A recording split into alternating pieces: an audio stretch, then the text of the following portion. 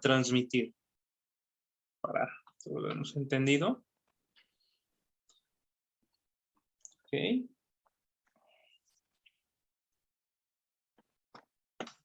Vamos a transmitir.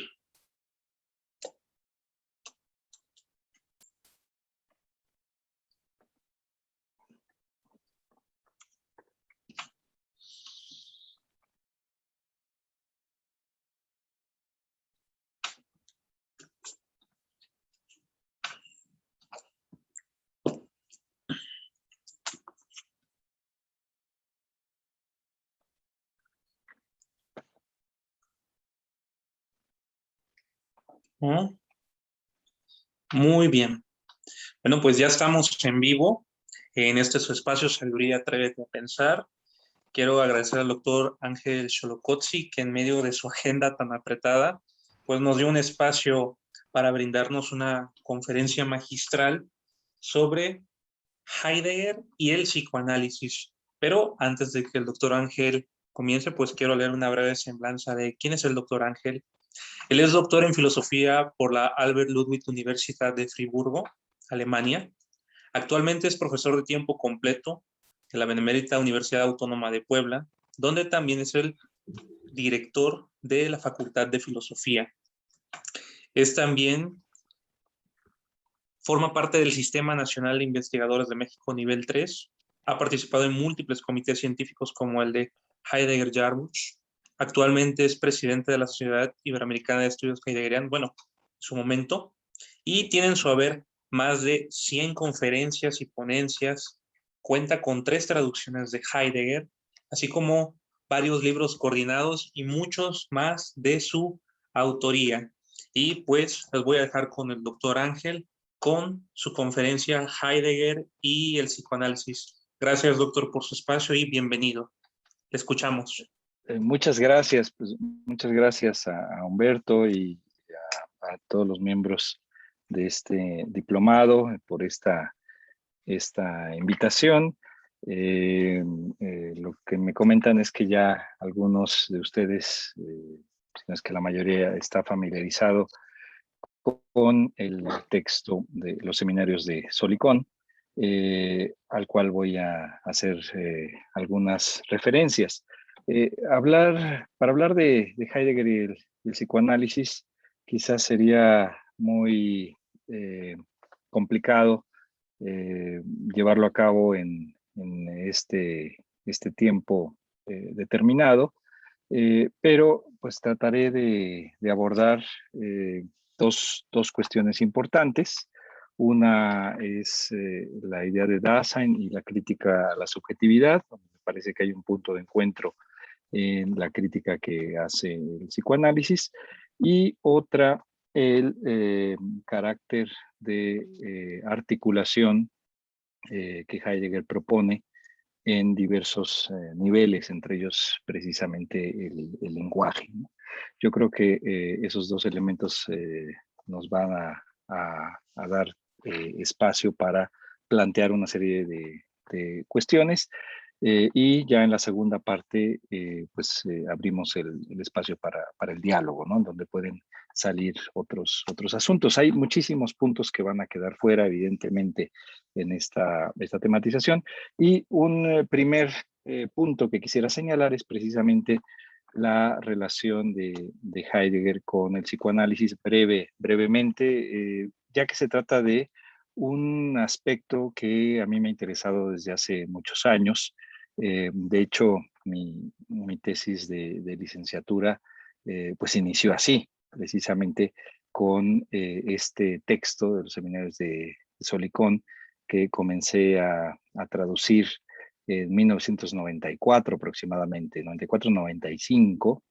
Y esto se debe al interés que yo tenía en el psicoanálisis de forma inicial, concretamente a partir de lecturas que llevé a cabo sobre Otto Rank, y en una estancia en Friburgo con el profesor von Hermann. Él me habló de estos seminarios de Solicón. Me dijo, bueno, ahí Heidegger tiene diálogo con psiquiatras, con médicos, con psicólogos, con psicoanalistas.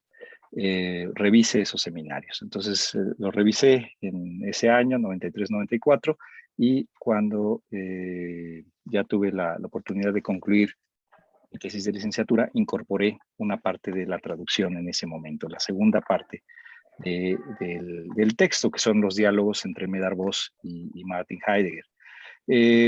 Esto fue, repito, en esos años, quedó solamente como un trabajo académico, y muchos años después surgió la idea de llevar a cabo la traducción completa de ese volumen. Ese volumen remite a la publicación que hizo Medard Voss en 1987.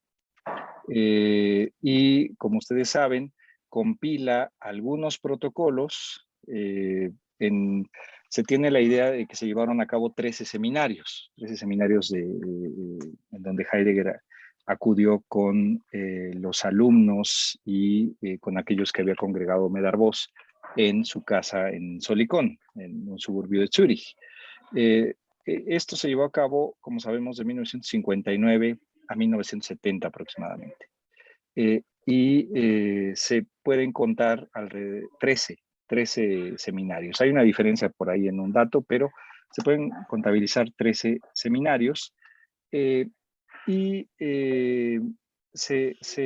redactaron protocolos de algunos de esos seminarios, que son los que incluye Medard Voss en esa primera parte. La segunda parte es la redacción de algunos diálogos que Medard Voss tuvo con Heidegger y están incluidos ahí. Y la tercera parte es una selección de cartas, ¿no? Esa es la edición que ustedes conocen, que publicó, les decía yo, Medard Voss en 1987, que es este volumen, y la última versión que ustedes conocen es la versión de Herder, que es la que traduje. La primera edición es de Kitanjáfora en 2007 y la segunda en 2013. Pero quiero señalar que hace 3 años, en 2018, se publicó el volumen 89 de la obra completa de Heidegger. La obra completa de Heidegger, bueno, no es completa, pero más bien se traduce como obra integral, Gesamtausgabe. Todavía no se termina de publicar, ¿no? Faltan 3, 4 volúmenes por publicarse. Es una obra que inició su publicación en 1975, un año antes de la muerte de Heidegger, y todavía no concluye. Pero en 2018 se publicó este volumen, el volumen 89, que lleva el mismo título, Solikon a Seminare, ¿no? Seminarios de Solikon. Y es el doble del volumen que publicó Medard Voss en el 87, el que yo traduje, ¿no? Este todavía no se ha traducido, repito, salió hace 3 años en alemán, pero es interesante porque es una versión diferente que, digamos, complementa lo que había publicado Medard Voss, porque aquí se incluyen los manuscritos de Heidegger, ¿no? Hay algunos textos que sí ya estaban publicados por Medard Voss, algunos escritos, pero son pocos, y los protocolos. Pero el resto es inédito, no se había publicado por parte de Heidegger. Y es interesante porque al tratarse de manuscritos de Heidegger, lo que encontramos son citas, ¿no? Y esto nos da la posibilidad de hacer una investigación cuidadosa, ¿no? Es decir, si antes se hablaba en general sobre las lecturas o la aproximación que Heidegger pudo haber tenido a Freud, ahora tenemos un acercamiento mucho más claro porque podemos ver lo que Heidegger lee y hasta qué años, ¿no? Eh, hay un comentario de Medard Voss en un escrito de conmemoración, en donde narra cómo da inicio o cómo surge esta idea de los seminarios de Solikon. Escribe Medard Voss: cada semestre Heidegger fue mi huésped en Solikon de 1 a 3 veces durante 14 días y trató de introducir a un grupo seleccionado de 50 a 70 estudiantes de medicina y asistentes de la Clínica Universitaria Psiquiátrica de Zúrich en la visión fenomenológica de las circunstancias que les preocupaban más urgentemente en su trato diagnóstico y terapéutico con sus pacientes. Sin embargo, antes de que Heidegger se implicara en esta actividad docente, fue necesario un considerable trabajo de preparación por mi parte. Ya antes de nuestro primer encuentro, me había llamado la atención la abismal aversión de Heidegger a toda la psicología científica moderna. No me lo ocultó en absoluto. Su aversión aumentó considerablemente cuando lo convencí de que por primera vez en su vida se fijara directamente en los escritos de Freud, ¿no? Esa es la cita de Medard Voss. Y efectivamente podemos rastrear en este volumen 89 que Heidegger cita a Freud solamente en los seminarios de 1959, 60 y hasta el 64, ¿no? Es decir, son prácticamente 3 seminarios en donde hace referencia a diversos textos. Podemos incluso señalar qué textos leyó Heidegger de Freud. Por ejemplo, lo inconsciente, ¿no? Vorlesungen zur Einführung in die Psychoanalyse, las lecciones de introducción al psicoanálisis y más allá del principio de placer, ¿no? Son los 3 textos que Heidegger cita o menciona de Freud, ¿no? Y es interesante esto, les digo, porque queda claro por lo que Medard Voss indica, que Heidegger tenía ya una idea de psicoanálisis que lo ligaba con una idea de ciencia moderna y con una idea de ciencia positiva, ¿no?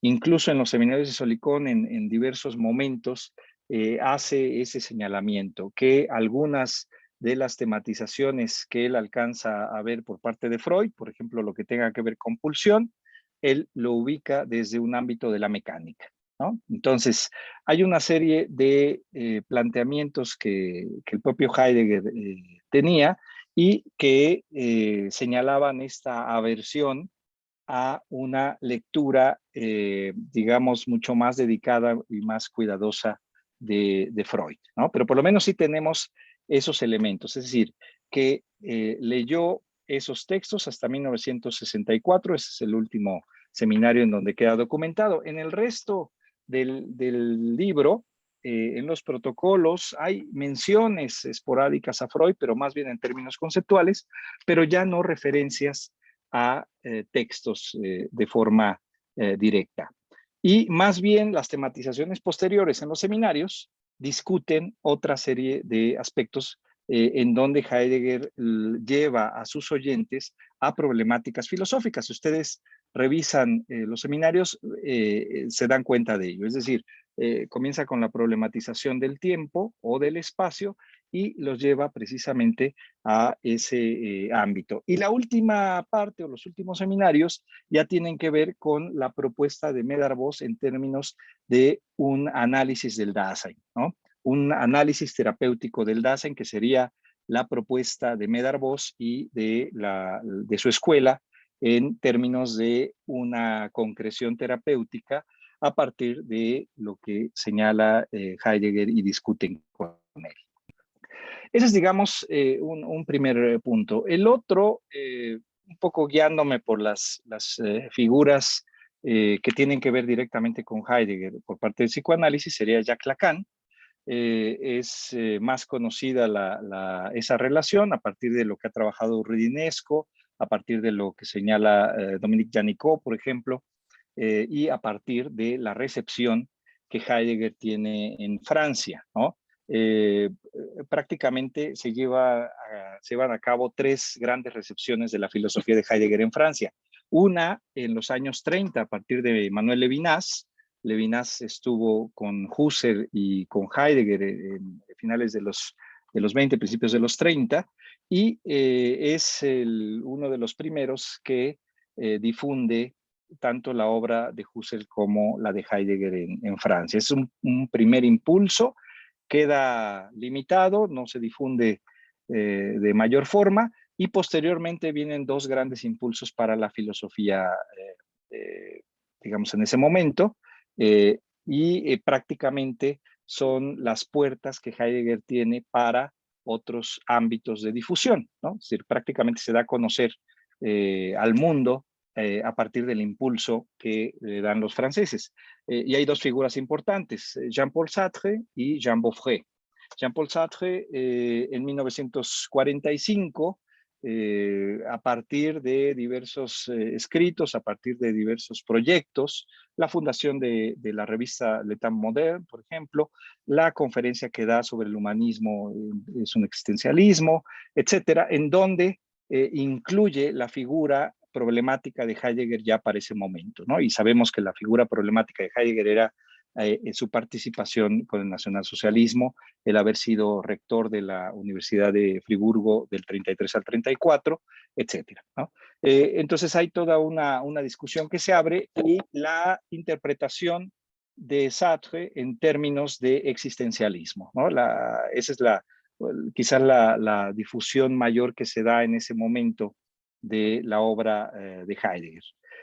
Y frente a eso está la difusión que lleva a cabo Jean Beaufret. Jean Beaufret precisamente entra en contacto con Heidegger a partir de ciertas preguntas que tomó de la difusión que tenía en ese momento su obra en Francia, concretamente la interpretación en tanto existencialista. Como ustedes saben, le plantea una serie de preguntas, Heidegger responde a Jean Beaufret con una larga carta que va a ser lo que conocemos como la Carta sobre el Humanismo. Comienza esa relación, ese contacto que va a ser muy importante y se va a constituir en uno de los amigos centrales de Heidegger, Jean Beaufret. El otro va a ser Médard Vos, precisamente el de los seminarios de Solicón. Y Jean Beaufret comienza entonces una difusión de la obra de Heidegger más apegada al planteamiento de Heidegger en términos ontológicos y no en términos existencialistas. Jean Beaufret en 1951 comienza su análisis con Jacques Lacan, estuvo aproximadamente del 51 al 53 y en esos años ya Lacan también tiene un interés importante por la obra de Heidegger con el cual va a entrar en contacto precisamente a partir de Jean Beaufret.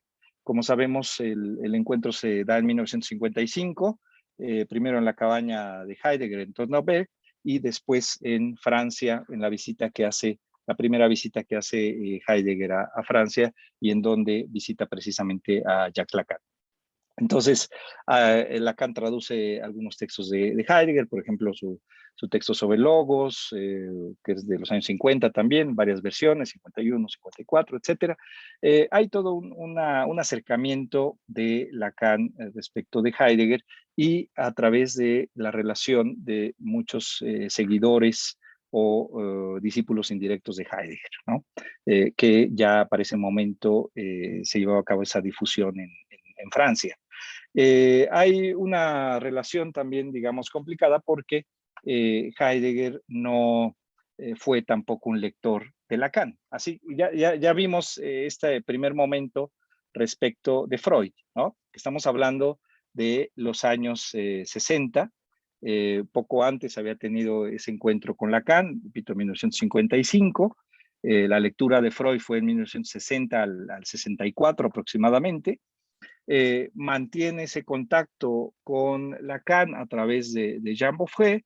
Lacan le envía sus textos, pero Heidegger evidentemente no los lee o lo que alcanza a leer también lo lee con una visión distante, ¿no? Sabemos, yo creo que el resumen de todo eso es la carta que le escribe a Médard Vos, que está en los seminarios de Solicón, probablemente ustedes la vieron, está en los extractos de las cartas, que es una carta del 24 de abril del 67. Dice Heidegger a Médard Vos: ayer llegué bien a casa y hoy ya estoy trabajando en forma fresca. La correspondencia es soportable. Sin embargo, le anexo una carta de Lacan. A mí me parece que el psiquiatra necesita un psiquiatra, ¿no? Ese es el resumen, digamos. Es el 67 esta carta. Lacan sigue buscando a Heidegger, le envía sus textos, vuelve a contactarlo, etc. Hay muchas versiones y anécdotas también sobre esta cuestión. Repito, el caso de Rudinesco y Dominique Janicot son los que cuentan bastante al respecto. Pero bueno, entonces, por parte de Heidegger sí vemos esta esta actitud y esta situación. Sin embargo, me parece que lo que encontramos son una serie de problemas en la obra de Heidegger que pudiesen acercar con una serie de problemáticas y de formas de tematización por parte de psicoanálisis, ¿no? Hay algo que Heidegger experimenta, digamos, en su trabajo, pero que no acierta a tematizar de forma clara, ¿no? Por ejemplo, una cuestión interesante que me gustaría señalar es este interés de Heidegger, eh, repito, de forma, vamos a decir así, general, si quieren ponerlo así, por el ámbito de lo psíquico, ¿no? Es una relación interesante que tiene con médicos, que tiene con psiquiatras, que tiene quizás en menor manera con psicólogos, pero sí esta relación quizás indirecta con psicoanalistas, ¿no? El trabajo, por ejemplo, que había hecho Medard Voss, que se había formado con Jung y que conocía psicoanálisis, o esta relación con Jean Beaufret, que se estaba psicoanalizando con Lacan, como ya señalamos. Es decir, hay una, y repito, es interesante que son los dos mejores amigos de Heidegger, después del colapso que sufre, ¿no? Esta parte también es importante que ustedes la conozcan.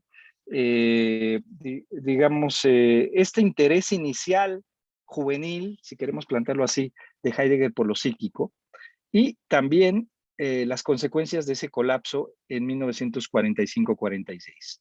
Lo primero lo podemos rastrear desde sus inicios universitarios y la relación que tiene, por ejemplo, con Karl Jaspers, ¿no? Sabemos Jaspers era psiquiatra y se convierte en uno de sus mejores amigos. Hay todo un seguimiento respecto de los textos que publica Jaspers. Tenemos las reseñas que el propio Heidegger lleva a cabo, etcétera, ¿no?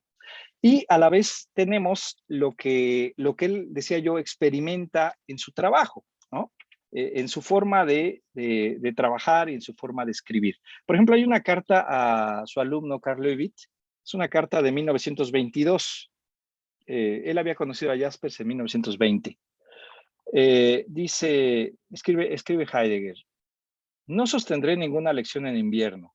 Necesito un respiro antes del siguiente arranque, ante el cual tengo algo de miedo, pues a veces me asalta como una especie de locura. Con Jaspers tuve una conversación al respecto, que uno no sabe lo que uno propiamente hace.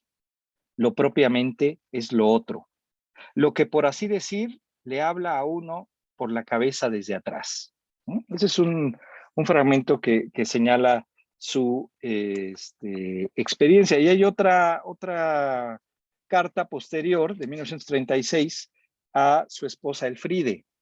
Dice, en verdad el trabajo no es más que la manera en la que me dispongo para lo que adviene, que es casi aterrador por momentos. Constituye un fluir al que apenas puedo sustraerme y todo el tiempo no debo hacer más que aferrarme, ¿no?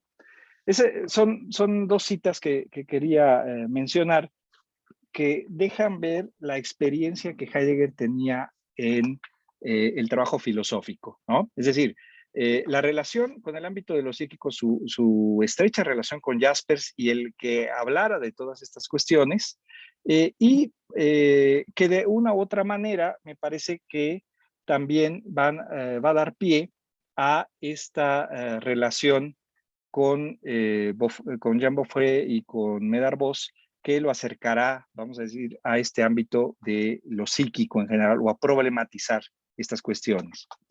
Eh, el otro punto que decía que era importante es el colapso que sufre en 1945 cuando recibe esta prohibición docente. Quizás ustedes ya están familiarizados con eso.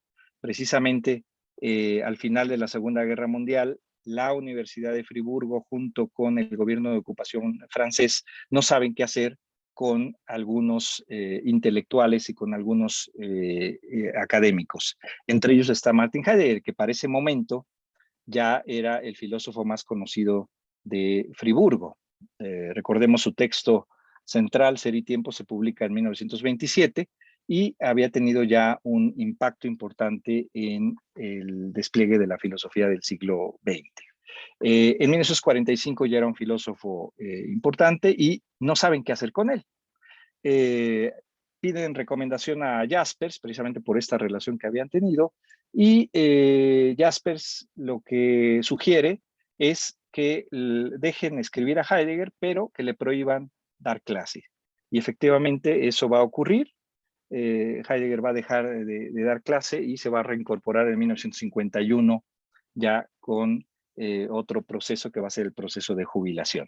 Pero durante esos años va a buscar otros sitios, otros espacios, pero hay una situación importante que es ese colapso, digamos, que sufre finales del 45, principios del 46, que lo conduce a una estancia de recuperación en el sanatorio Haus Schloss Baden, que está al sur de Friburgo, y que dirigía un neuropsiquiatra, que era Gustav von Gebsattel. Gustav von Gebsattel era un psiquiatra alumno de Ludwig Binswanger. Y como ustedes saben, Binswanger fue uno de los psiquiatras que retomó aspectos de la fenomenología, tanto de Husserl como de Heidegger, para transformar la psiquiatría. Y entonces, von Gebsattel era alumno de Binswanger, pero a la vez era el terapeuta de Heidegger en ese momento. Entonces estuvo algunos meses en esa situación. De hecho, en esos años, en esos momentos, en esos meses es cuando se entabla el contacto con Jean Beaufret, etc. ¿no? Esto lo señalo también porque es importante. Después de esa estancia con von Gebsattel en Haus Schloss Baden, esa estancia de recuperación, de terapia, lo que ocurre es precisamente esto que ya anticipamos, es decir, el contacto con Jean Beaufret, el contacto con Medard Voss y una larga relación con ámbitos que de una u otra manera relacionaban a Heidegger, vamos a decir, con el ámbito de lo psíquico.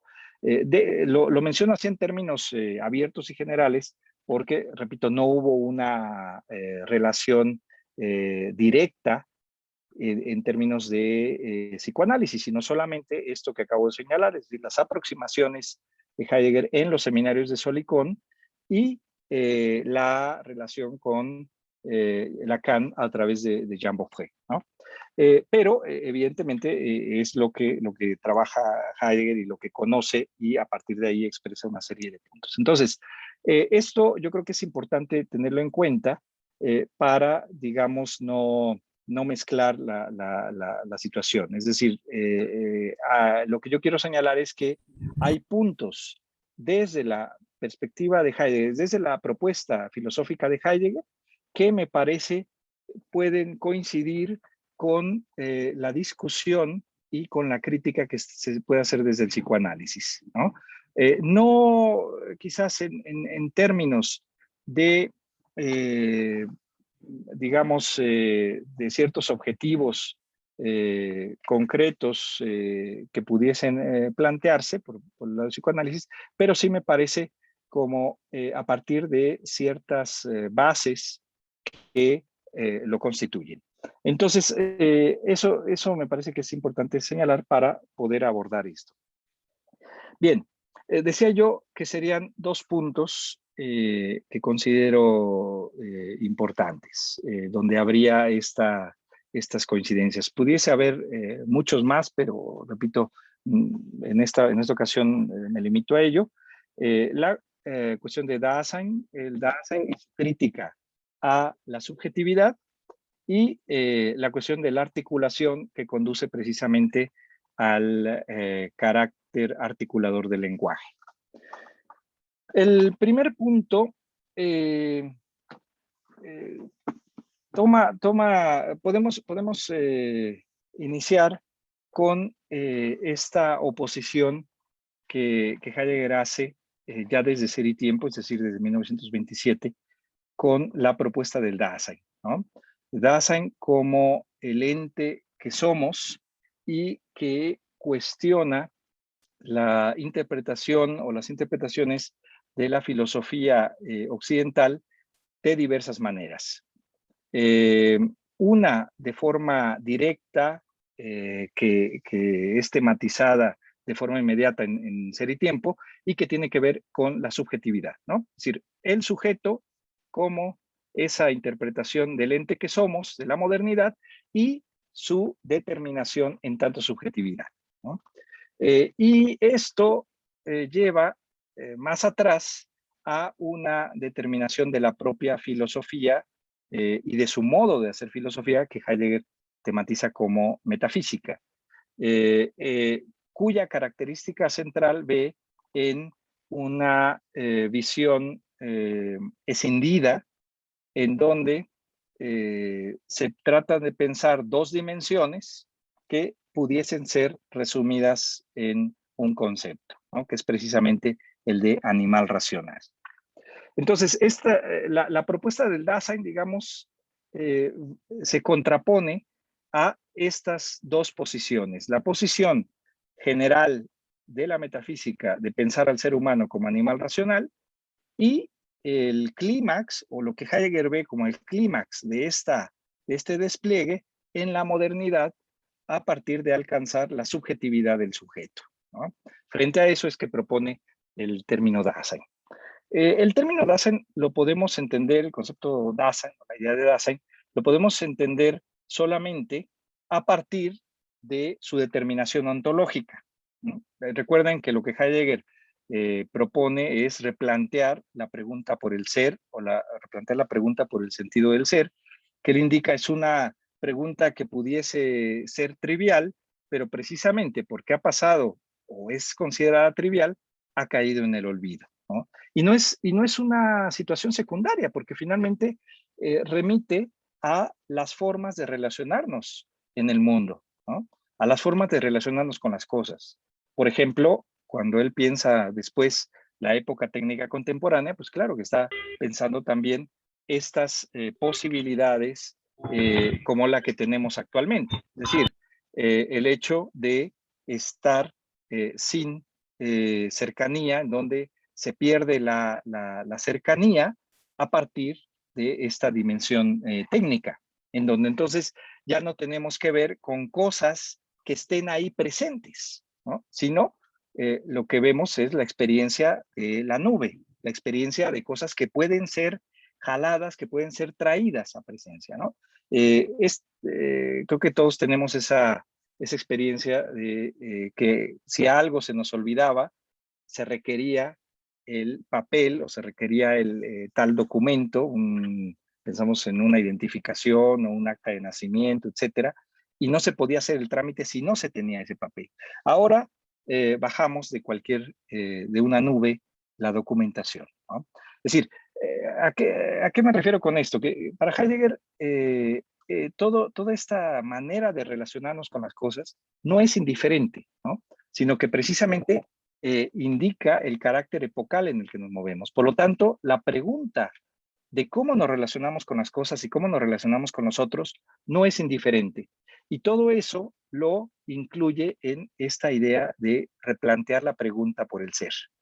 Y el punto de partida es por el ser que pregunta, ¿no? Por este ente que pregunta, por aquel que pregunta. Eh, y el asunto es si el ser de este que pregunta, de este ente que soy, va a ser considerado desde lo que ha dicho la tradición previa, como acabamos de señalar, en términos de la subjetividad del sujeto o en una idea de animal racional, o si tiene que ser pensado desde el modo de ser que nos corresponde.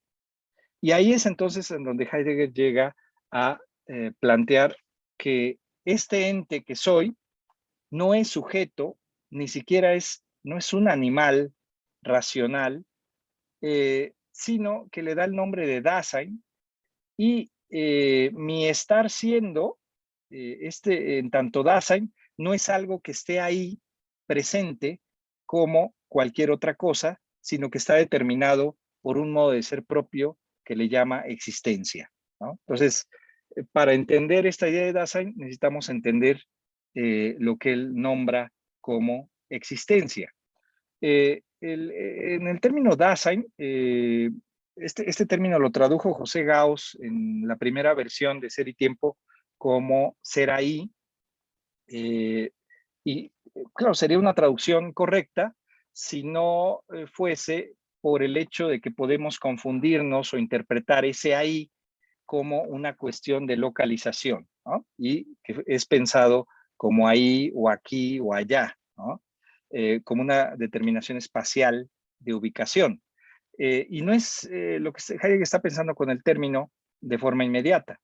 Lo que está pensando con el término Dasein y con ese da es más bien un carácter de apertura, ¿no? Y eso es lo que quiere enfatizar, este carácter de apertura que tenemos, este carácter de apertura que somos, más bien. El ejemplo que siempre pongo para tratar de entender esto es el ejemplo de Teatro Guiñol, ¿no? O el ejemplo de una función de títeres con los niños, en donde antes de iniciar la función les preguntan, bueno, niños, ¿están ahí? ¿No? Ese estar ahí no significa un estar ahí de localización, ¿no? Porque alguien puede decir, bueno, pues claro, que pues, está viendo, ¿no? Ahí están. Están en la primera fila o están cerca de la puerta, o etcétera, ¿no? Ese no es el punto, sino esa pregunta de ¿están ahí? Tiene otro sentido, ¿no? Si acaso están abiertos o si acaso están listos para que inicie la función, si están en la disposición de iniciar la función, ¿no? Ese es este sentido que también en alemán se puede emplear y que Heidegger quiere enfatizar con ese da de Dasein, ¿no? Por eso, entonces, yo sugiero, como lo hace Rivera en la segunda traducción de Ser y Tiempo, no traducir el término, dejarlo así como Dasein, ¿no? Precisamente porque lo que se quiere enfatizar no es una cuestión de localización, de estar ahí o aquí, sino más bien una cuestión de apertura, ¿no? El Dasein es más bien un ente abierto. Y para entender este carácter de apertura, Heidegger enfatiza que su modo de ser, precisamente porque no está ahí como un pizarrón, como un libro, como una taza, no está ahí de la misma forma, más bien su modo de ser es otro y lo nombra existencia. Y existencia hay que tomarlo también en el sentido terminológico, ¿no? Que eso también va a estar ligado con algo que se enfatiza desde el ámbito del psicoanálisis, que es la cuestión de la palabra, y en qué medida también para Heidegger es importante la cuestión de la palabra. Es decir, no tanto lo que se va a heredar o lo que se va a transmitir, sino lo que la palabra dice. Y eso que dice existencia tiene que ver con ese existere, ¿no? Como se tradujo inicialmente, y que tiene que ver con un provenir y salir, ¿no? Es decir, un provenir de algo y salir, un estar fuera, ¿no? A partir de esa proveniencia. Ese es el ex sistere, ex alio sistere, que pasó a ser existentia, y a partir de ahí hablamos de existencia. Entonces, Heidegger toma en serio lo que la palabra dice, porque en el fondo es lo que quiere tematizar. Es decir, este ente que soy no es algo cerrado, no es algo determinado, ya de alguna forma con una algo eh, eh, sí, determinado, ¿no? Ahorita regresamos a ello, sino más bien algo abierto, ¿no? En el sentido de un estar fuera de sí, de un ser de carácter excéntrico, ¿no? Sin fundamento. Y ahí viene entonces una crítica central en la que me parece coincide con el trabajo del psicoanálisis en términos de llevar a cabo una crítica al ámbito de la conciencia, ¿no? Como ustedes saben, lo que está pensado en la tematización de la conciencia remite a esta idea de sujeto que se constituye en la modernidad de forma muy clara y de forma sustentada a partir de una crítica al trabajo previo de la filosofía, ¿no?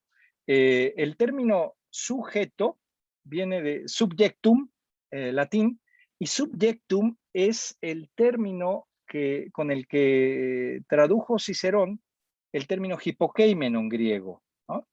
Y el término hipokeimenon remite, ya el hipo nos indica un sustrato, un debajo, que era uno de los términos que emplea Aristóteles en su metafísica para tematizar la usía, ¿no?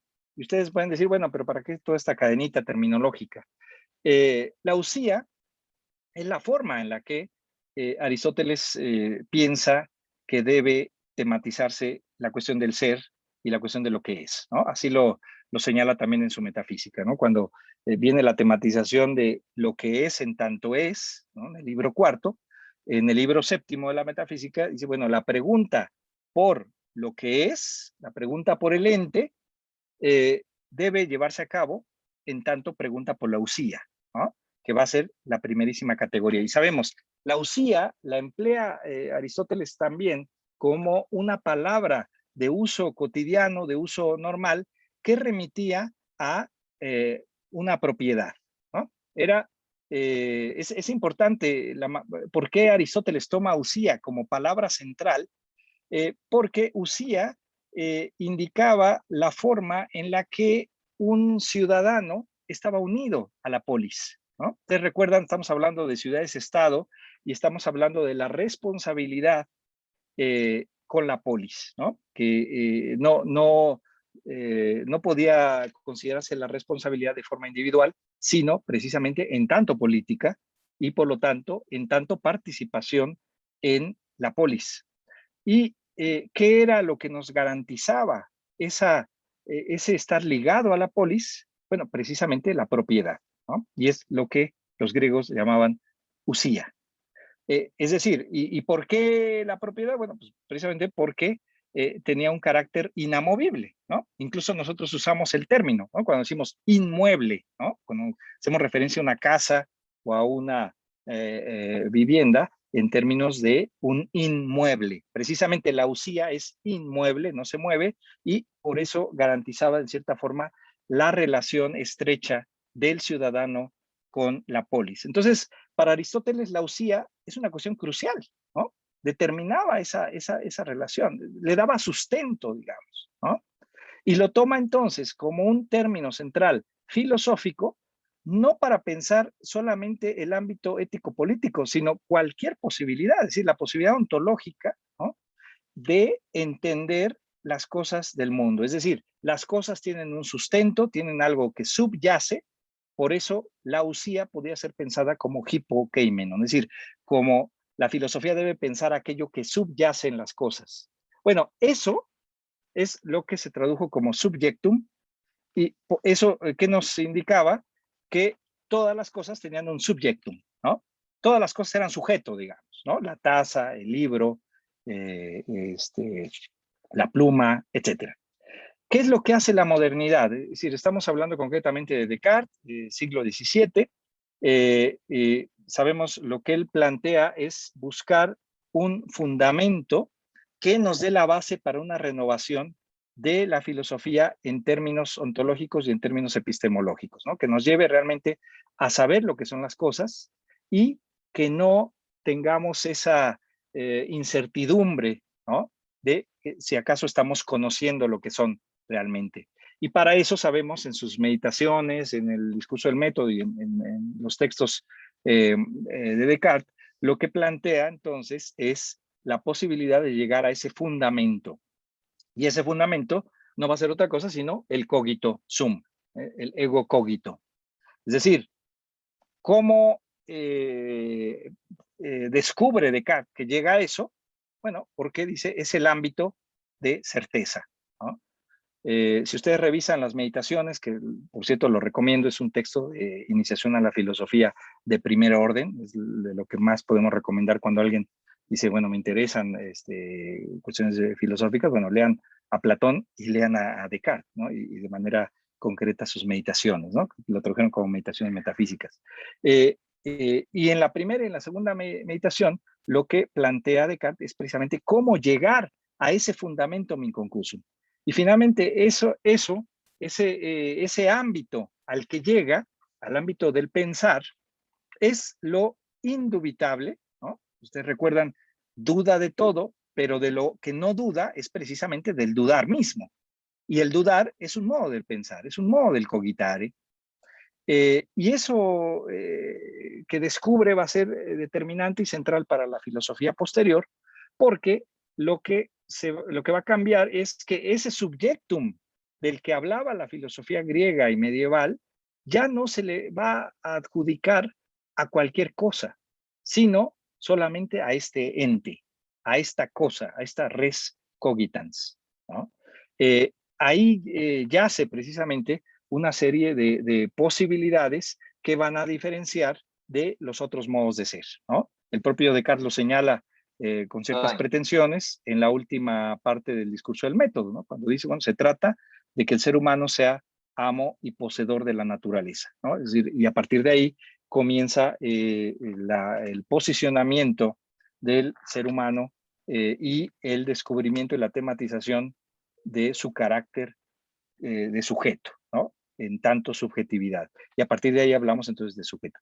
Pero lo que está en juego ahí es precisamente en ese ámbito del pensar, del cogito, es la conciencia, ¿no? En el fondo, eso es lo que se va a constituir como conciencia y necesariamente como autoconciencia, ¿no? Eso es de los puntos centrales que va a desplegar la modernidad, toda la discusión post-cartesiana, hasta, bueno, llegar a Hegel mismo, ¿no? Y a todo el idealismo alemán, en términos de las posibilidades de despliegue de la conciencia en tanto autoconciencia, ¿no? Y en el siglo XIX, lo que encontramos son una serie de críticas a ese camino que se había constituido, fortaleciendo en cierta medida la conciencia. Uno de los autores importantes para ello es Franz Brentano, y Franz Brentano es importante tanto para Heidegger como para Freud, ¿no? Porque precisamente Brentano va a ser maestro de Edmund Husserl. Husserl, sabemos, es el maestro de Heidegger, y Brentano también va a ser maestro de Freud, ¿no? Y de los problemas que plantea Brentano se hallan precisamente las cuestiones en torno a la conciencia, ¿no? Sabemos, describe los fenómenos psíquicos y los fenómenos físicos. En el ámbito de los fenómenos psíquicos plantea la cuestión de la intencionalidad, pero deja abierta la posibilidad de dos intencionalidades, ¿no? Es decir, de estar dirigido de la conciencia de dos formas. Una, estar dirigido a los objetos, y una, estar dirigido a sí mismo, ¿no? Eso pudiese ser uno de los aspectos que pudiese retomar el propio Freud en términos de esta otra vía, ¿no? Es decir, el carácter directo de la conciencia y el carácter oblicuo que pudiese dar pie precisamente a lo que después se va a desplegar como el ámbito de lo inconsciente. Pero lo que queda claro ahí es que hay un problema en términos de esa direccionalidad que tiene la conciencia y lo que está en juego. Pero bueno, esto es importante porque resumen en gran medida el trabajo de la modernidad y la consolidación de la modernidad hasta ese momento con la base en la conciencia, ¿no? Y por lo tanto también el carácter prioritario que estaba ahí en juego, ¿no? Incluso está el planteamiento de Wilhelm Dilthey en el siglo XIX, donde plantea un carácter tripartita de la conciencia. Dice, bueno, la conciencia no es solamente de carácter representativo, ¿no? sino tiene un carácter volitivo y tiene un carácter afectivo, ¿no? Y hablo de un carácter tripartita de la conciencia. Digamos, es una aproximación que hace Dilthey, pero no es suficiente, ¿no? No es suficiente. Y lo que, repito, parece que se abre con la tematización de Brentano son posibilidades de críticas precisamente a la conciencia. Y una vía me parece que es el psicoanálisis y otra vía es la propuesta de Heidegger a través de Husserl con todas las problemáticas que están ahí planteadas.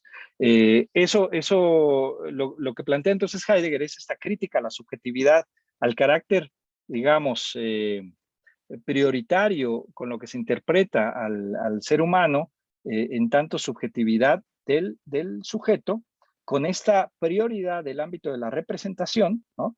Que es precisamente lo que se determina como el ámbito de la razón. Es decir, es el clímax de la razón y las posibilidades de alumbramiento que tiene, en tanto es lo que consolida, por ejemplo, el conocimiento mismo, ¿no? Es la vía precisamente del conocimiento. Y no es una cuestión secundaria, porque se constituye en el primer acceso al mundo, ¿no? O sea, precisamente lo que digamos, encontramos de consecuencia en la modernidad es que el primer acceso al mundo se da en términos teórico-cognitivos, ¿no? Y precisamente ahí está la conciencia como un ámbito determinante. Entonces, ¿qué elementos habría, digamos, para cuestionar eso? Me parece que la propuesta de Heidegger en tanto habla del Dasein existente va en ese sentido, ¿no? Que no hay una cuestión prioritaria del ámbito de la conciencia, del ámbito de la subjetividad, del ámbito teórico-cognitivo, sino más bien nos movemos en un estar abiertos, un carácter de apertura, estando arrojados en el mundo, ¿no? Y eso indica también ese estar fuera de sí, que decíamos que determina la existencia, y a la vez eso lleva a un cuestionamiento de la prioridad teórico-cognitiva que nos había indicado la modernidad. Finalmente, en la cotidianidad, que es de donde parte Heidegger, lo que vemos es que tenemos una relación pragmática en el mundo, ¿no? Yo siempre señalo que no conocemos en primer lugar el mundo, sino más bien lo usamos, ¿no? Camino en el piso, abro la puerta, escribo en el pizarrón, leo un libro, etcétera. O sea, nos movemos en un ámbito pragmático de forma inicial y que Heidegger tematiza desde la tradición hermenéutica como el ámbito del comprender, ¿no? Ahí tenemos un ámbito de comprensión y no de conocimiento, ¿no?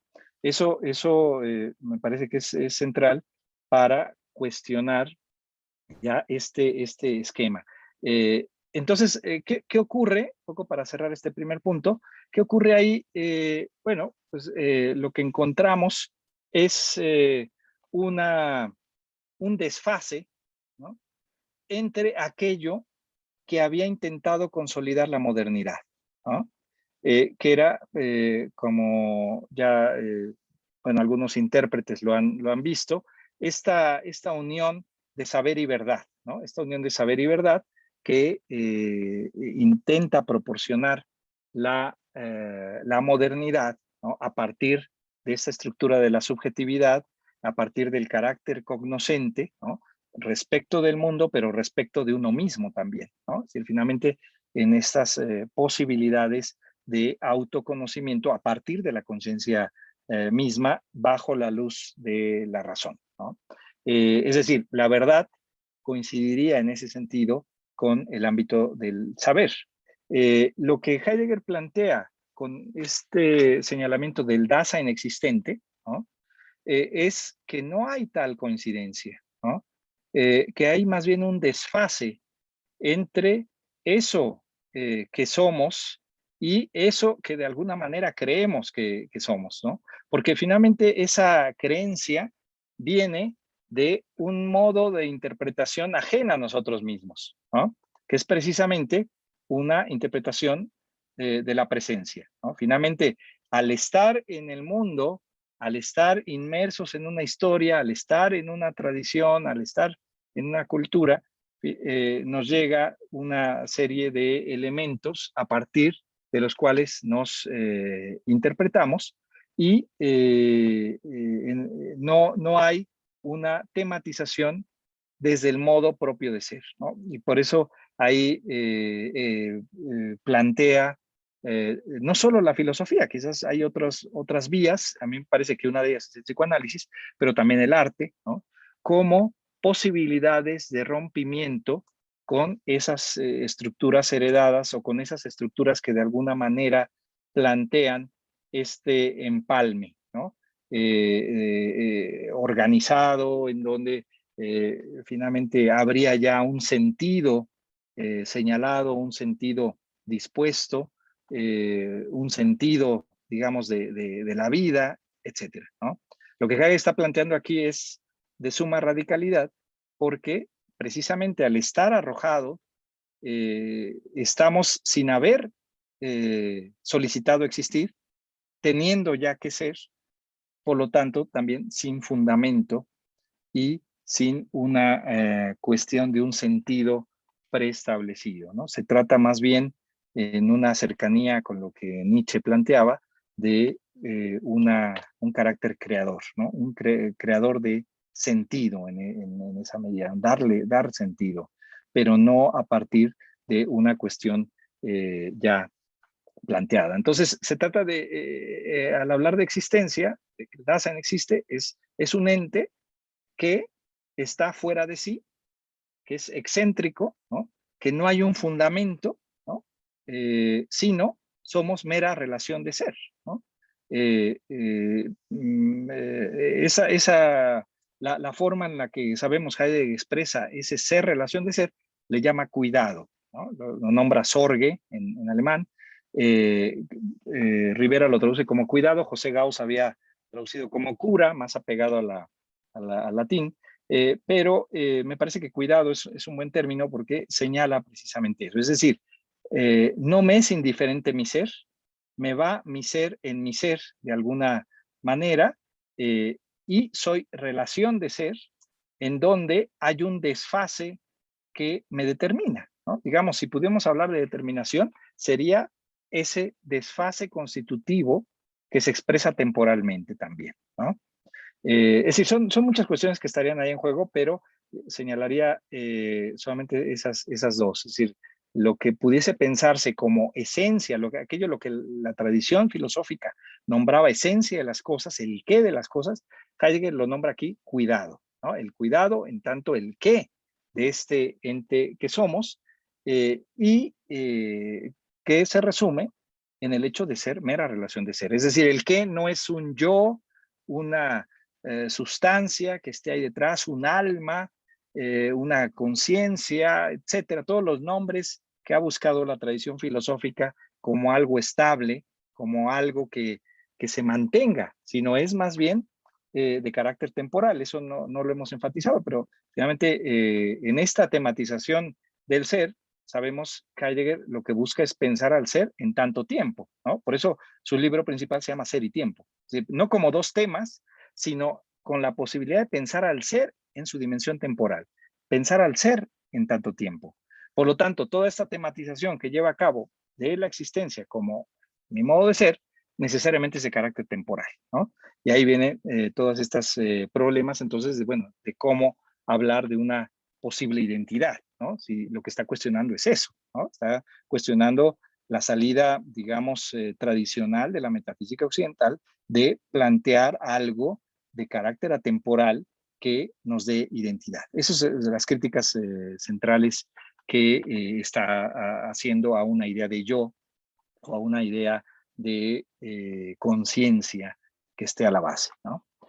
Entonces, bueno, ahí me parece que se deja ver, ¿no? Yo creo que no hay que decir mucho, está clara el punto de encuentro entre los objetivos y lo que señala y tematiza el psicoanálisis en términos de las posibilidades también de conocimiento, pero de conocimiento más allá del ámbito de la conciencia, sino más bien de pensar aquello que no es abarcado por el ámbito de la conciencia.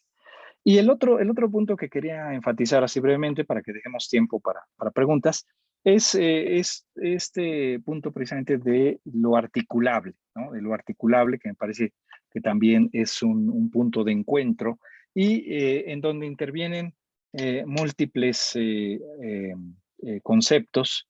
Uno de ellos, que ya mencionamos, la cuestión de sentido, ¿no? Es decir, en qué medida Heidegger, en toda esta visión que plantea, decíamos, parte de un trabajo hermenéutico, ¿no? Y eso también ya lo han señalado múltiples autores, Paul Ricoeur entre ellos, ¿no? Este carácter hermenéutico del psicoanálisis y esta posibilidad, digamos, de relación que me parece que Heidegger no alcanzó a ver. O sea, como decíamos al inicio, la crítica que hace a Freud lo hace más bien entendiendo los planteamientos freudianos en términos solamente de ciencias positivas, ¿no? Como lo señala en algún momento con la idea de mecánica, ¿no? Que lo plantean los seminarios de Solicón, al referirse a las pulsiones. Entonces, esa es la interpretación que hace Heidegger, pero que yo creo que el asunto va más allá en términos de la cuestión del sentido y el carácter de articulación que puede estar en juego. Ahora que hablábamos de este carácter de apertura, Heidegger trata de desplegar esos modos de apertura del Dasein, ¿no? Y hay tres, o dos más bien, dos y uno, que mantiene esos modos de apertura y que tienen que ver con esta estructura del cuidado que acabo de señalar. Por un lado, el hecho de que eh, al estar en el mundo, lo que hacemos es abrir eh, en nuestra, digamos, abrir nuestro modo de ser, que al existir no puede ser un sujeto, no puede ser la subjetividad, ¿no? Sino ya el hecho de hablar de existir remite a eso otro en lo que estamos, ¿no? Y por eso decíamos, se trata de un modo de apertura, una tematización de la apertura, porque no puedo entenderme de forma aislada o de forma independiente, ¿no? Eso es de las críticas centrales también que encontramos a la subjetividad, sino que me entiendo en los comportamientos cotidianos ya necesariamente en relación con entes intramundanos y con los otros, ¿no?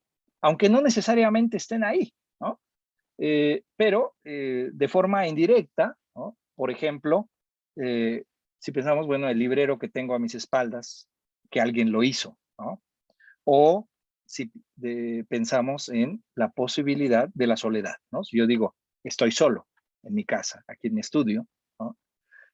Hablar ya de la posibilidad de la soledad exige que de entrada estamos unos con otros, ¿no? Si no, no habría esta posibilidad del estar solo. Entonces, ya de entrada estamos unos con otros, ya de entrada estoy en medio de entes y por lo tanto no ocurre una situación de pensarme otra vez como sujeto, como un fundamento que después busque cómo relacionarse con las cosas mediante el conocimiento o relacionarse con los otros de una u otra manera, ¿no? Ese es la inversión que Heidegger está haciendo respecto de la propuesta moderna, ¿no? Esto lleva entonces a entenderme en términos de comportamientos en donde se proyectan posibilidades, ¿no? Hay una proyección de posibilidades, me muevo siempre en posibilidades, pero esas posibilidades no son posibilidades al aire, abstractas, sino posibilidades yectas, precisamente porque ya tengo que ser. Ese es este ámbito del estar arrojado. Es el carácter fáctico también, como lo nombro. Entonces son posibilidades fácticas que se expresan en temples, que se expresan afectivamente, ¿no? Digamos, esos dos modos de apertura que Heidegger señala, el proyectar posibilidades y el estar afectivamente en temples o templado, tienen una dimensión temporal. El proyectar posibilidades o el abrir posibilidades se lleva a cabo en un anticiparse, en el ámbito de un advenir, ¿no? Pero, es decir, lo que la tradición llamaba futuro, y el hecho de tener ya que ser se expresa temporalmente en tanto el ámbito de lo sido, ¿no? El ámbito, lo que la tradición llamaba pasado. Entonces, al, en este proyectar fáctico, en este abrir mundo, ¿no? Finalmente se da un advenir sido, digamos en términos de la tradición, un futuro pasado, ¿no? Y por eso Heidegger dice, no puede estar escindido ser y tiempo. Hay una correlación necesaria entre ser y tiempo. Ser es de carácter temporal. Y en esa correlación se lleva a cabo el estar en medio de entes, ¿no? Es decir, el presente o lo que hemos llamado el ámbito del presente, que coincide precisamente con lo presente, ¿no? Pero eso es lo que mantiene abierto aquello que ya ha sido abierto en el proyectar fáctico o en ese advenir sido, ¿no? Y ustedes pueden ver entonces la copertenencia entre el ámbito ontológico y el ámbito temporal. Pero lo que señala ahí es, la pregunta que hace es cómo se articula todo eso. Y lo que plantea ahí es el ámbito de articulación, es lo que llama lenguaje, ¿no? Es decir, ahorita no voy a especificar ahí los términos, pero bueno, habla de rede, ¿no? En sentido de discurso, a veces lo traducen, pero en el fondo es un término para hablar precisamente del lenguaje en su carácter articulador, ¿no? El habla también lo traducen así, como el habla, en términos de eso que articula esos modos de apertura, ¿no? Y eso articulador es precisamente lo que posibilita que estos modos de apertura tengan sentido, ¿no?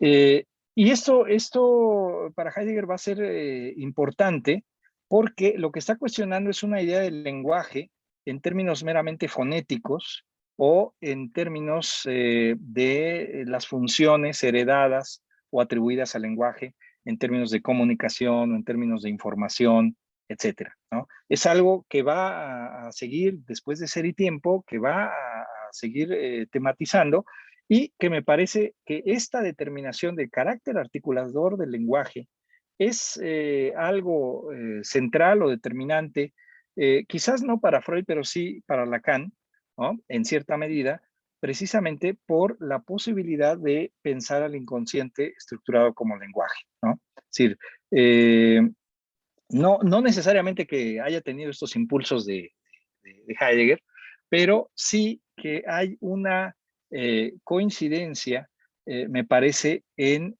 este carácter articulador que Heidegger va a pensar en un primer momento como la esencia misma del lenguaje, ¿no? Es decir, como aquello que articula estos modos de apertura del Dasein, que es lo que nos hace ser este ente que existe y que abre la posibilidad de que en esta relación con el mundo pueda darse sentido, ¿no? Y por lo tanto, entonces hay una crítica también a una idea, decía yo, de lenguaje ya constituida, apegada a una idea de conciencia, apegada a una idea de razón, y más bien Heidegger se va por otras posibilidades. Una de ellas es esta que señalaba en términos del carácter etimológico, que sabemos lo explota de múltiples formas, pero también lo que va a ser más adelante en términos de acercarse al ámbito de lo poético, ¿no? ¿Y por qué, digamos, decanta este carácter articulador en la poesía o en el ámbito de lo poético como esencia del lenguaje? Precisamente porque lleva a cabo una crítica al carácter significativo del lenguaje. O sea, no solo una crítica al carácter informativo y comunicativo, sino también al ámbito significativo, ¿no? Esa es una crítica importante que va a ir desplegando a lo largo de su obra y que se va a concretar ya después en los años 30 con esta tematización del carácter poético, de lo poético como esencia del lenguaje, en donde ya lleva a cabo una crítica al ámbito mismo de la significatividad, es decir, al carácter de mera significatividad del lenguaje. Es decir, se abre la posibilidad de decir más allá del significado, ¿no? Y esto Heidegger evidentemente lo tematiza, lo piensa respecto de la poesía. Pero yo creo que ahí habría entonces otro punto de encuentro con el psicoanálisis y con diversas tematizaciones en este carácter articulador de reconfiguración de sentido y a la vez también de crítica a una posición apegada al ámbito de la mera conciencia, ¿no? Habría, me parece que, elementos que están fuera del ámbito de la conciencia que Heidegger quizás de forma expresa lo tematiza en este modo de ser de apertura en tanto la facticidad y que alcanza a pensar con el ámbito de lo afectivo, ¿no? Precisamente toda la tematización de la disposición afectiva en tanto este encontrarse del Dasein en el mundo como un estar de una u otra manera, ¿no? El término que utiliza para ese ámbito afectivo, que tradujo tanto Gauss como Rivera, perdón, Gauss, como encontrarse, remite a eso. Es decir, es lo que nosotros decimos estar, ¿no? Cuando preguntamos, ¿cómo estás? ¿Cómo te encuentras? ¿No? Es decir, en una dimensión afectiva que Heidegger enfatiza, no podemos huir, no podemos escaparnos, ¿no? Siempre estamos templados, siempre estamos en un temple, ¿no? De una u otra manera. Bueno, quizás ahí en ese punto de la disposición afectiva, del encontrarse, es en donde plantea de forma clara el ámbito de lo fáctico, ¿no? Es decir, el ámbito de hasta dónde puede llegar una cierta tematización, ¿no? Precisamente ahí da pie a la tematización de la angustia, a la tematización del aburrimiento como temples fundamentales que dejan ver algo, ¿no? Que no puede ser tematizado mediante el ámbito de la representación, ¿no? Como había acostumbrado la tradición occidental. Es decir, el camino regio era el camino de la representación, el ámbito donde la razón alumbraba plenamente, ¿no? Y más bien estos ámbitos de lo afectivo, ¿no? Eran más dejados de lado, ¿no? Hay una serie de intentos que encontramos en la modernidad, como el caso de Pascal o Schleiermacher, pero finalmente el camino regio era el camino de la representación como vía principal del camino racional y finalmente pues es el ámbito de la conciencia, ¿no? Es el ámbito en el que se movió la tradición. Entonces, estas críticas que hace Heidegger con la idea de Dasein existente y con las posibilidades, digamos, de articulación que están ahí en juego, por ejemplo, el papel del lenguaje, me parece que son algunos elementos que pudiesen coincidir con lo planteado por el psicoanálisis, ¿no? Bueno, pues si gustan, me parece que ya hay muchos elementos, podemos dar pie a las preguntas para que haya este diálogo, ¿no? Sí, no, pues gracias, doctor. Muy esclarecedora su exposición. A partir de este momento, quienes gusten, solo pueden con el icono, pueden alzar su mano o igual encender su cámara y micrófono para hacer preguntas directamente al ponente o igual en su defecto las podemos leer. Igual estoy pendiente aquí en Facebook, pero pues adelante. ¿Alguna pregunta para el ponente?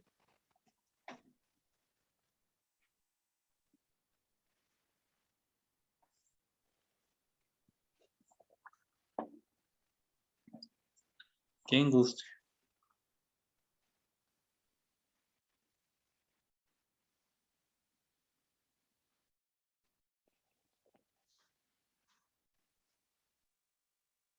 Creo que ya hay Adelante, alguien. Carlos. Sí. Sí, adelante, Carlos.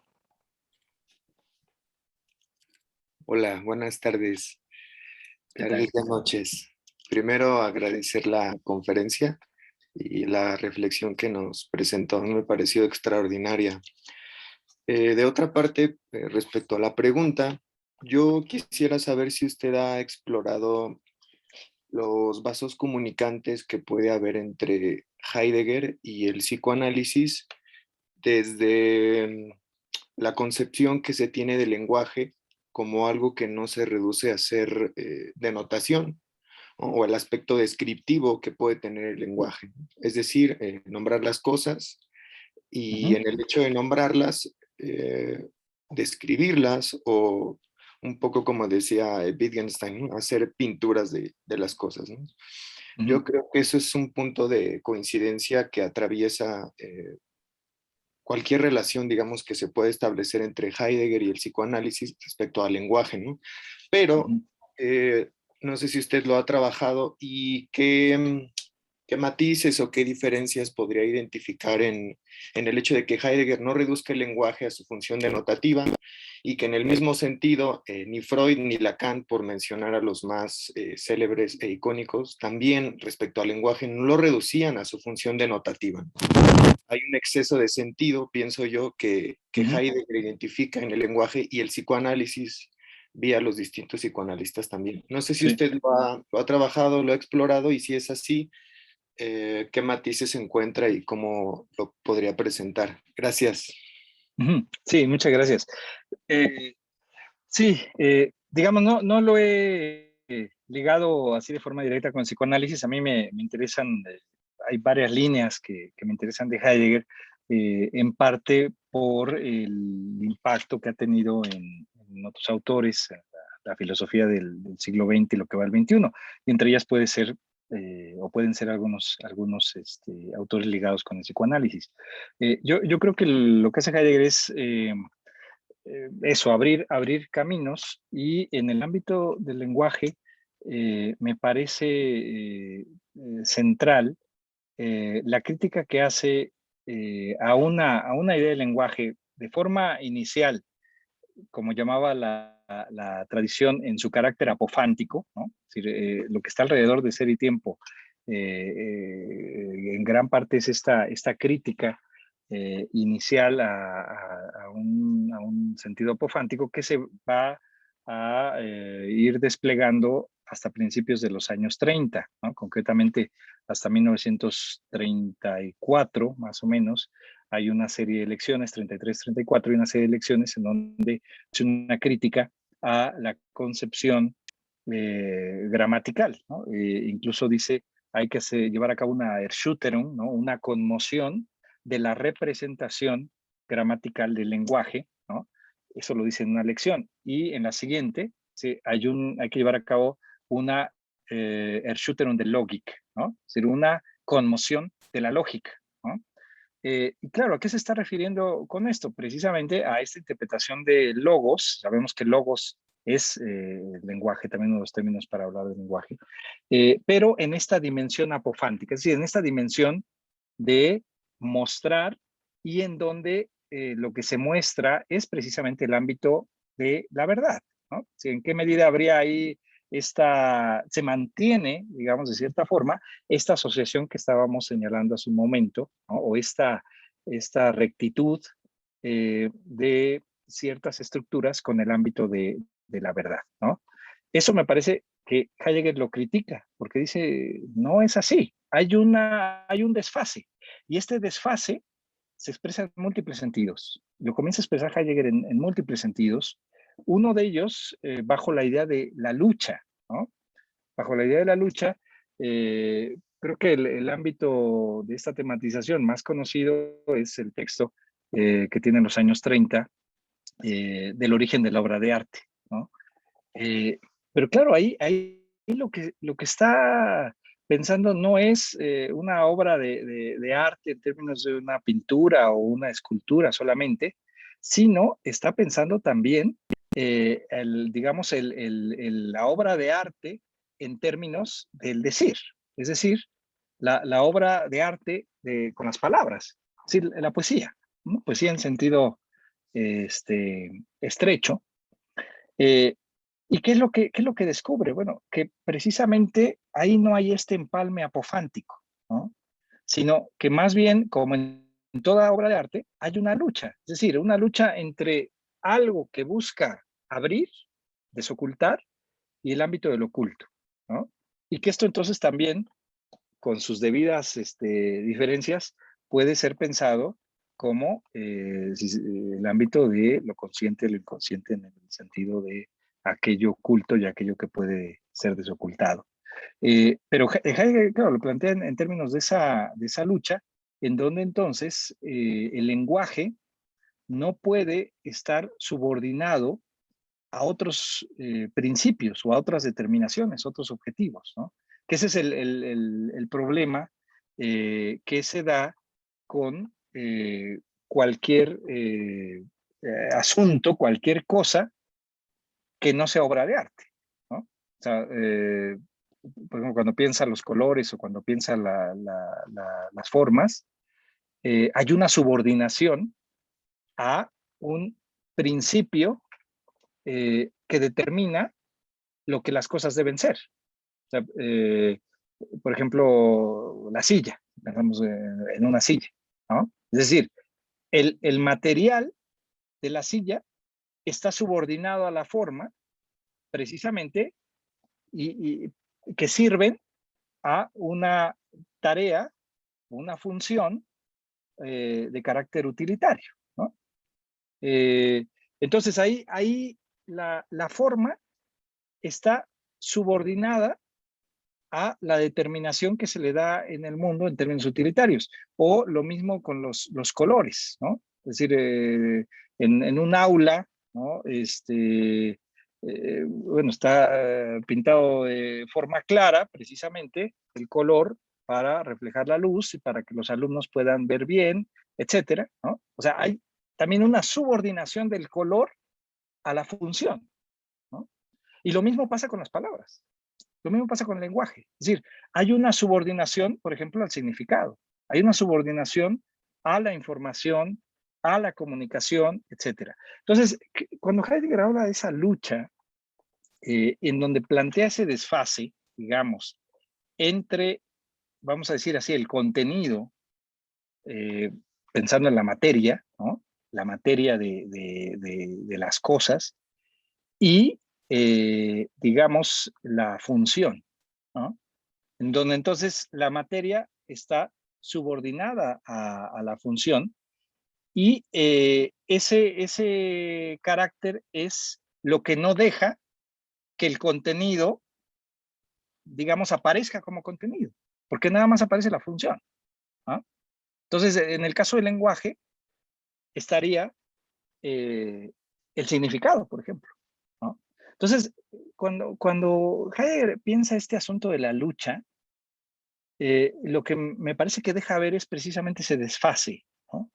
Es decir, que hay ahí un problema, que hay ahí algo que pudiese salir de otra manera, que no necesariamente tiene que estar subordinado a algo, ¿no? Y entonces, claro, ahí plantea estas posibilidades del arte en términos de la forma, ¿no? Que no esté subordinada a una función o la materia misma o el color, etcétera, ¿no? Pero lo mismo pasa con el lenguaje. Entonces, ¿qué posibilidades habría?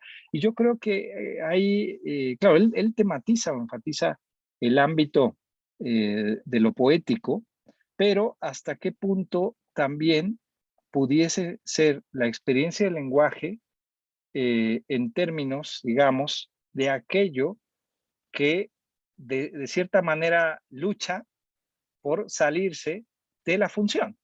Es decir, el caso del lapsus, por ejemplo, ¿no? O sea, en qué medida hay otro camino, digamos, que toma el lenguaje, que muestra precisamente esa lucha, que muestra ese desfase, ¿no? Que, pues, de alguna manera la modernidad y la idea de sujeto, pues, había pensado que tenía bajo control, ¿no? Bajo la luz de la razón, y con todas estas determinaciones, incluyendo el lenguaje mismo, ¿no? Que el lenguaje era para esto y de manera concreta para significar. Entonces, ¿en qué medida habría esta posibilidad? Yo creo que por ahí habría algunos despliegues, ¿no? Algunos desarrollos. ¿Sí? Gracias, Carlos. Adelante, Omar.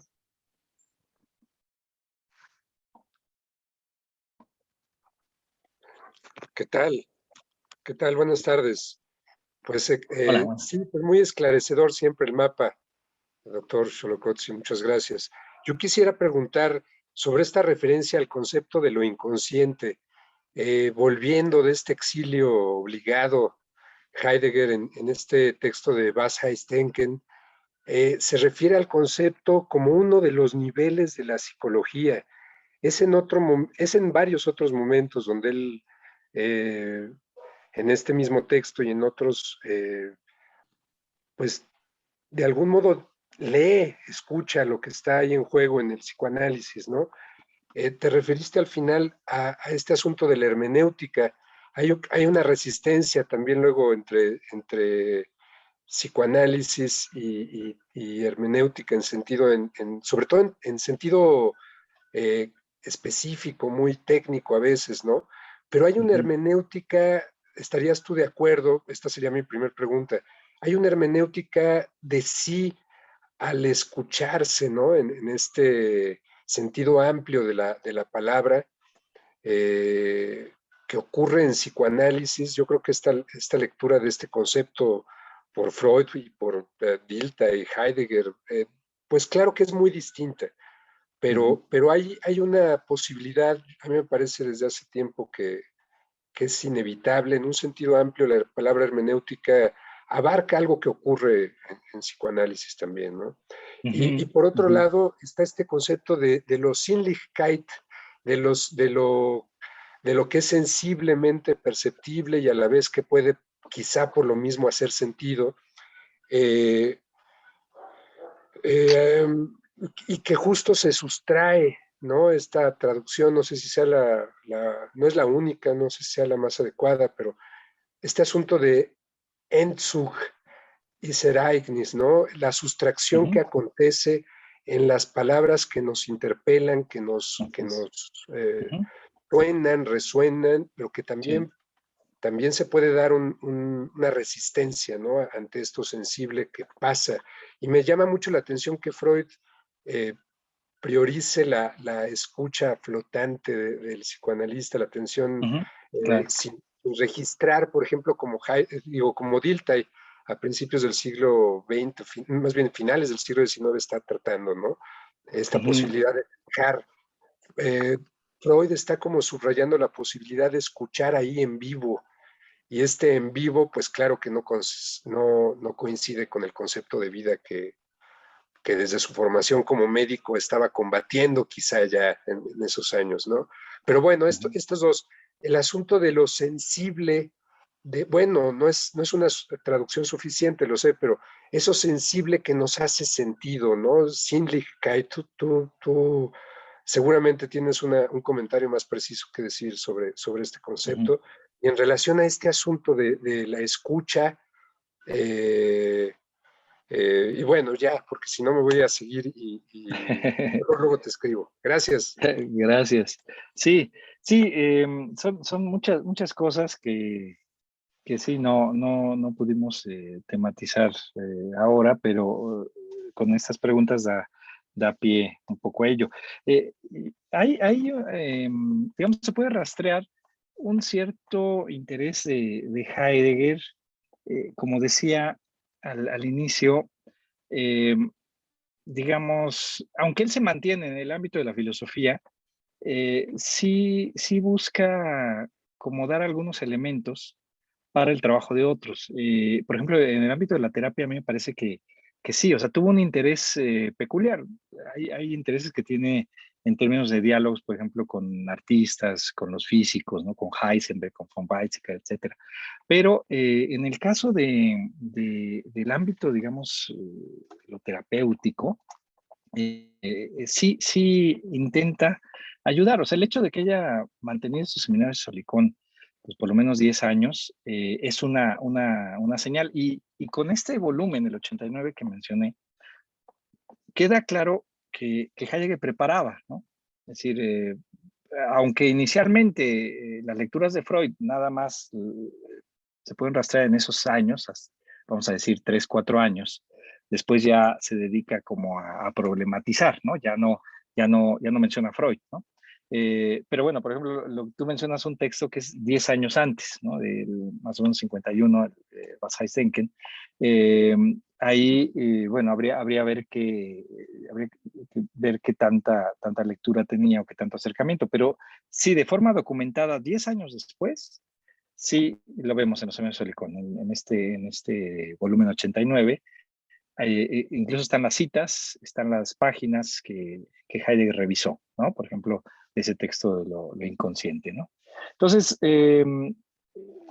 por un lado eso, pero por otro lado, decía, esta intención de ayudar de cierta manera, y él tanto en las cartas a Vince Banger como en las cartas a Medar Voss, está la idea de una especie de esta hermenéutica, digamos, como de cuidado de sí, que él le llama hermenéutica de la exploración, ¿no? No recuerdo ahorita en las cartas a Vince Banger, pero tendría que buscarlo, pero también le sugiere algo así, ¿no? Le sugiere a Vince Banger desde el ámbito de la, digamos, terapia, que se pudiese pensar algo así. Por ejemplo, cito una carta a Medar Voss donde habla de eso. Dice, ambos seminarios me parecen en retrospectiva haber tenido buenos resultados, en parte debido a la cercanía del asunto de los participantes, en parte porque algunos pudieron haber tenido la sensación de que la filosofía no tiene la respuesta lista para todas sus preguntas. El tema hermenéutica de la exploración es hasta ahora favorable, puesto que se mueve en un campo intermedio y no corre el peligro de volverse demasiado filosófico, ¿no? Es un extracto de la carta, pero, repito, esta es una idea que le da a Medar Voss, pero también la repite a Ludwig Binswanger, ¿no? Entonces, bueno, yo creo que Heidegger no lo despliega, pero sí con esto que va dialogando, me parece que da algunos elementos para que ya ellos lo desplieguen, lo desarrollen. El propio Medar Voss hace uso de esto, ¿no? No solo en sus libros, ¿no? Sino en la fundación de esta escuela de análisis del Dasein, ¿no? Esta terapia de análisis del Dasein, que precisamente la plantean como una alternativa a psicoanálisis, ¿no? Por eso se llama, en lugar de psicoanálisis, se llama Daseinsanalyse, ¿no? Entonces no es análisis de la psique, vamos a poner así, sino análisis del Dasein. Así lo plantea terminológicamente y lo despliega Medar Voss, ¿no? Respecto de lo segundo, sí, habría múltiples elementos, efectivamente, Sinnlichkeit, y claro, ahí se esconde la palabra sentido, ¿no? Sinn. Eh, quizás aquí, como Heidegger tiene una fuerte crítica al ámbito de la percepción, ¿no? Porque considera que no es suficientemente el ámbito originario, no lo ve como el ámbito originario, es decir, forma parte de estas críticas que hace tanto a la modernidad como a su maestro Husserl, y más bien antepone este ámbito de la comprensión, ¿no? Es decir, en qué medida dice, antes de percibir, comprendo, ¿no? Hay comprensión. Y por eso no enfatiza en múltiples momentos este ámbito de la Sinnlichkeit, pero sí hay otra palabra que enfatiza en la obra tardía, que es Besinnung, ¿no? Besinnung, y también se esconde el Sinn, se esconde ahí el sentido, ¿no? Y se traduce generalmente como meditación, ¿no? Y este término Besinnung, ¿no? Lo piensa precisamente como una posibilidad de contraponer el pensamiento calculador, ¿no? Es decir, en qué medida la manera en la que la modernidad y la herencia contemporánea, la época técnica en la que nos movemos, se mueve precisamente en este ámbito de un pensar calculador. Entonces, ante ello, ¿qué manera de aprender nuestro estar en el mundo podría ser? Y habla precisamente de Besinnung en el sentido de meditación, como una ¿Cómo? posibilidad de aprender precisamente el sentido, ¿no? Entonces, quizás yo no lo vería tanto en el ámbito del Sinnlichkeit, Sí, se claro. esconde sentido ahí también, sino más bien en el ámbito de vecino. Y claro, en esto que indicamos de la articulación, me faltó enfatizar eso, pero la articulación del lenguaje no es nada más el ámbito de hablar, sino el ámbito de la escucha, ¿no? Es decir, está esta correspondencia con la escucha. Y el logos que interpreta ahí Heidegger, en el sentido de la tradición del ser humano como Zon Logon Echon, es decir, eso que se tradujo como animal racional, él más bien lo piensa en ese sentido originario como el viviente que tiene logos, ¿no? Es decir, el viviente que habla, ¿no? Logos en ese sentido de lenguaje, de hablar, pero al que le corresponde necesariamente la escucha, ¿no? Y sabemos va a ser algo que también va a ser enfatizado como una crítica a este modo de acceso, este modo de tematización de la tradición en términos de una preeminencia de la presencia, ¿no? Es decir, el modo de ser de la presencia mediante la cual se interpretó también al ser humano, en donde la prioridad la ha tenido la visión, es decir, la percepción, pero fundamentalmente la visión. Hay una correlación que él ve desde Platón en términos de ver, percibir y ser, digamos, presencia, ¿no? Y frente a ello, entonces, lo que plantea o deja ver también en una remisión a la propia tradición es la posibilidad de la escucha, ¿no? Es decir, en el ámbito del ver está, se concreta esto señalado por la subjetividad en términos de un poseer, ¿no? En términos de un dirigir, como decía Descartes, ¿no? Y en el ámbito de la escucha no hay tal posesión, no hay tal dirección, sino es un estar a la deriva, ¿no? Es un estar precisamente, un recibir y remite, decíamos, no tanto a Platón, sino a autores previos a Platón, ¿no? Como el caso de Heráclito y Parménides, ¿no? Donde Heráclito, sabemos, lo señala, ¿no? No si me escuchas a mí, sino si escuchas a Logos, sabrás que todo es uno. O el caso de Parménides, con la imagen clara de la diosa que habla, ¿no? Y el que está a la escucha, ¿no? El filosofar o el tematizar es un responder más bien, ¿no? No un dirigir en ese sentido, que es precisamente lo que hizo la tradición, donde se guió la filosofía a partir de esta idea de razón, de la luz de la razón y de la dirección que debe alumbrar, ¿no? Precisamente el ámbito de la conciencia. En el ámbito de la escucha está una crítica a esa posición y a esa determinación, que es finalmente esto que llega. Y ya en la obra tardía Heidegger replantea esa situación a partir de los presocráticos, ¿no? Finalmente, la filosofía es una Antwort, ¿no? Es decir, es una respuesta, pero es Antwort, es la palabra contraria, es la contrapalabra, ¿no? Ant de entgegen, en contrapalabra, ¿no? Entonces, lo que hacemos al filosofar o lo que se hace en el filosofar es más bien responder, ¿no? Y ese es a partir de esta, digamos, pues ser aludido o este ser interpelado, ¿no? Precisamente, que tendría que ver con múltiples elementos y múltiples factores, ¿no? Como pues el ámbito afectivo también, ¿no? Entonces, yo creo que ahí la cuestión de la escucha es también central. Quizás algunos otros autores lo van a desplegar con forma más detallada, ¿no? Hablar de una hermenéutica de la escucha y esto, pero me parece que para Heidegger sí queda claro que es una posibilidad de contraponer el esquema de la propia tradición y el clímax, digamos, en la modernidad, ¿no? ¿Sí? Muchas gracias, Omar. Miriam tiene aquí escrito, pero no sé si gustas, Miriam, hacer la pregunta directamente.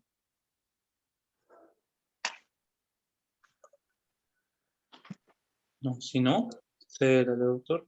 Nos pregunta Miriam, pero me pregunta el doctor, ¿en qué momento podemos identificar el estar determinados por el lenguaje y la esencia del ser que se sustrae en este arte del psicoanálisis desde la perspectiva heideggeriana?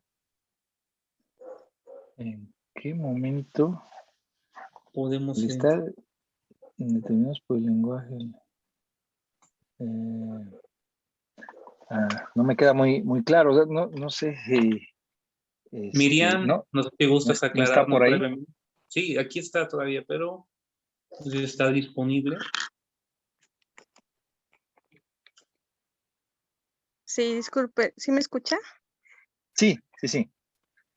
Ok, es que esta tecnología no le encontraba el botoncito. Sí, estaba diciendo que estamos subordinados por el lenguaje, que está Ujú, muchísimo antes de nosotros. ujú, Entonces, ujú, en el psicoanálisis, digamos, vamos a descubrir esta parte de nosotros ujú, que nos pone la cultura, que nos da el lenguaje, y en qué momento, pues, es como que la esencia del ser, ya. y, y también, o sea, como para que, si, bueno, desde su perspectiva más que nada. Ujú, sí, ahora sí ya te entendí.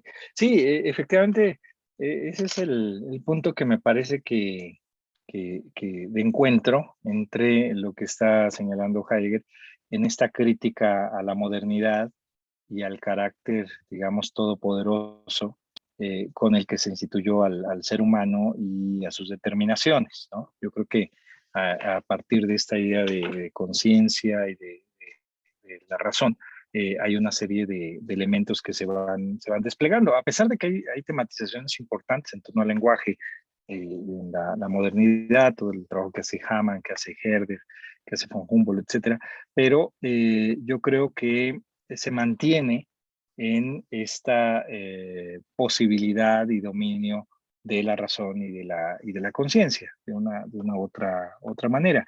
Y no hay una crítica a ello. Me parece que lo que hace Heidegger es cuestionar precisamente que el lenguaje sea una posesión del ser humano, ¿no? Que sea determinado desde el ser humano, y más bien, como decíamos, que hay una situación en donde el modo de ser de este ente que somos es el existir, y eso significa o deja ver este carácter fáctico que de alguna manera limita pues las pretensiones que había instituido la modernidad, ¿no? Esto va a llegar a tal grado en la propia obra de Heidegger que ya lo que señalé ahorita en el sentido del paso por el ámbito de lo poético, etcétera, va a llegar hasta otras tematizaciones sobre el lenguaje, la obra tardía, bueno, en las décadas de los 50, en donde va a plantear precisamente el carácter enfático del lenguaje y su relación con el ser humano en términos del, pues digamos, el carácter verbal del propio lenguaje, ¿no? Y que es algo que Heidegger va a expresar en diversos momentos, al señalar, por ejemplo, que die Sprache spricht, ¿no? Es decir, el habla o el lenguaje habla en este sentido, pero queda claro entonces como una fuerte crítica a el carácter moderno y a las determinaciones de la modernidad, no solo en el ámbito del lenguaje, sino en múltiples sentidos, ¿no? Es decir, en esta crítica que decíamos al carácter eh, de la subjetividad del sujeto, ¿no? Entonces, eh, no sé si podemos hablar así de momento, pero un momento específico, pero sí hay un despliegue en la propuesta de Heidegger desde Ser y Tiempo, de 1927, después lo que mencionamos en los años 30, en donde despliega esta posibilidad de pensar al lenguaje en más de un sentido, en el ámbito de lo poético, más allá del significado, y posteriormente, incluso más allá del ámbito de la presencia, ¿no? Y eso es al hablar del lenguaje en su sentido de habla, ¿no? Que el lenguaje mismo habla o el habla. ¿No? Muchas gracias, Miriam. Y bueno, una última intervención para ir cerrando nuestra conferencia. ¿Alguien más? Ana. Dice que Oh, no, no, no es Ana. Bueno. Muchas gracias, doctor. Nada, sí, sí. Ok, está Henry. La tarea del pensar en Heidegger es sobre la tarea del pensar en Heidegger y el psicoanálisis. Adelante, Henry, por favor. Henry.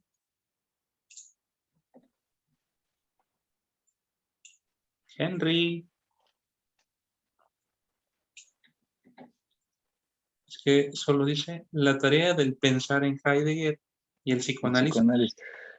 Pues, no sé si se refiere al texto del propio Heidegger, ¿no? Que es el fin de la filosofía y la tarea del pensar, que es un texto que de hecho se lee en Francia, ¿no? Lo lee Jean Beaufret. Y claro, lo que Heidegger hace ahí es una crítica al modo en el que se viene haciendo filosofía, que sabemos él asocia como metafísica con todas estas características o señalamientos que indicamos, y en qué medida es necesario un replanteamiento de nuestro estar en el mundo y de las formas de tematización, ¿no? Que es lo que él llama pensar. Ahí precisamente lo liga con esta tarea del pensar y que lo va a desplegar en otras lecciones, ¿no? La que ya habían mencionado, Was heißt denken, que lo traducen generalmente como qué significa pensar, pero precisamente ahí está este juego de lenguaje a lo que hemos hecho referencia, porque Heidegger lo que está jugando con ese título, ¿no? Heißen puede significar nombrar, significar efectivamente, pero también tiene un sentido de obligación, ¿no?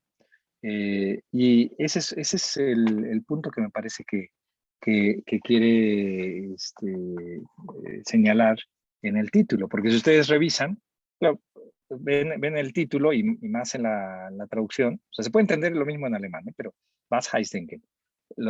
Se traduce qué significa pensar o qué quiere decir pensar. Entonces uno eh, compra el texto o se acerca al texto con esa idea, ¿no?